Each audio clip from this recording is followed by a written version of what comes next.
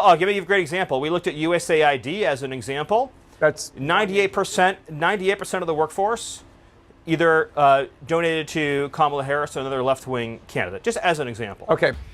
It's a theme we're beginning to see throughout the U.S. government. Elon Musk's allies pushing limits to gain access to government agencies' data systems. Two top security officials at the U.S. Agency for International Development, that's the government's humanitarian arm, are now on administrative leave after they refused to allow officials from Musk's DOGE, the Department of Government Efficiency, to access agency systems. Sources telling CNN the DOGE officials tried to physically gain access to USAID headquarters last night, but were stopped by staff. Joining us now, CNN's Alex Marquardt. And Alex, you and our colleague Jennifer Hansler broke this story, and you report that those team members, those DOGE team members, threatened to call U.S. Marshals to try to get inside.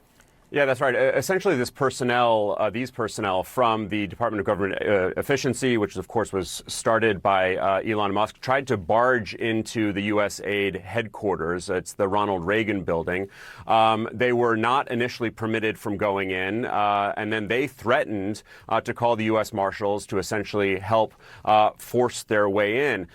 Jennifer Hansler and I were told by multiple sources that these DOGE personnel wanted access to security systems, to personnel information, into areas where classified information is held. Of course, highly restricted areas. And I want to remind our viewers, of course, you need a security clearance to get into those areas. Eventually, we are told the DOGE personnel were able to get in. And then the top two officials in charge of security for USAID, John Voorhees, who is the director, and his deputy, were put on administrative leave.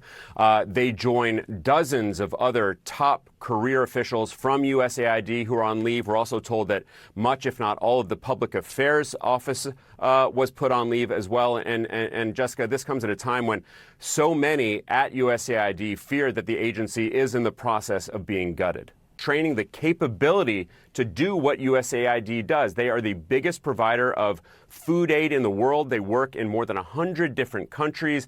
They work in some of the most desperate, difficult, and hard to reach areas around the world. That is not something the State Department, they argue, can replicate. Jessica. We're talking about AIDS and HIV programs. We're talking about feeding babies who are suffering from malnutrition, women who are facing sexual violence. So there are all kinds of things. Even if the programs come back up online, just a momentary pause can have hugely destructive, even deadly consequences.